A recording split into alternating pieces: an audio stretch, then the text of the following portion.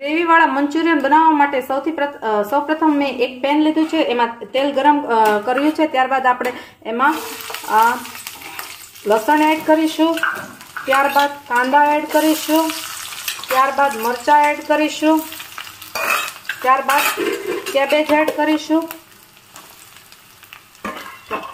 Friends. ત્યારબાદ સ્વાદ અનુસાર મીઠું એડ કરીશું અને હાઈ ફ્લેમ ઉપર કાચું પાકું પકાવીશું। તમે જોઈ શકો છો ફ્રેન્ડ્સ, તમે જોઈ શકો છો કોબી, કાંદા અને મરચાંના હાઈ ફ્લેમ ઉપર મેં કાચા પાકા પકાવી લીધા છે। ત્યારબાદ આપણે સોસ એડ કરીશું, 2 ટેબલ સ્પૂન સોયા સોસ, ત્યારબાદ 2 table spoon red chilli sauce, ત્યારબાદ સ્વાદ અનુસાર 2 ટેબલ સ્પૂન ટોમેટો કેચઅપ, મેગીનો।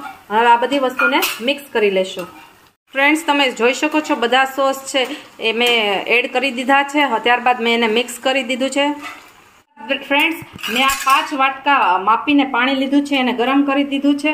હવે ગરમ કરી રાખ્યું છે। હવે આપણે આ ગ્રેવીમાં પાણી એડ કરીશું। તમે જોઈ શકો છો 5 વ્યક્તિ માટે બનાવવામાં આવે છે, એટલે આવી રીતના પાણી એડ કરીશું મેઝરમેન્ટ પ્રમાણે લઈને। ત્યારબાદ સ્વાદ અનુસાર મીઠું એડ કરીશું ફ્રેન્ડ્સ। ત્યારબાદ સૂપને ઘટ કરવા માટે અને થીક બનાવવા માટે આ કોર્નફ્લોર છે અને એની કોર્નફ્લોર છે એમાં પાણી નાખીને એની પેસ્ટ કરેલી છે, હું એમાં એડ કરી રહી છું। તમે જોઈ શકો છો જેથી આપણું સૂપ છે એ થીક બનશે।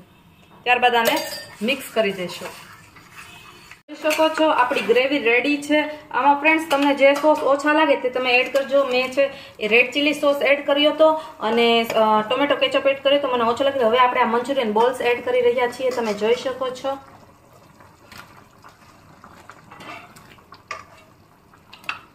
ત્યારબાદ આને મિક્સ કરી દેશો ફ્રેન્ડ્સ। આપણા ગ્રેવી વાળા મંચુરિયન રેડી છે, તમે જોઈ શકો છો એકદમ બજાર જેવા હેલ્ધી, ટેસ્ટી અને રાઈસ ફ્લોરના મંચુરિયન છે। તમે જોઈ શકો છો કેવા સરસ મજાના બન્યા છે ગ્રેવી વાળા। અને આ છે હક્કા નૂડલ્સ, એકદમ યમ્મી, ટેસ્ટી, મોઢામાં પાણી આવી જાય એવા સરસ મજાના હક્કા નૂડલ્સ અને મંચુરિયન ગ્રેવી વાળા છે, જે અમે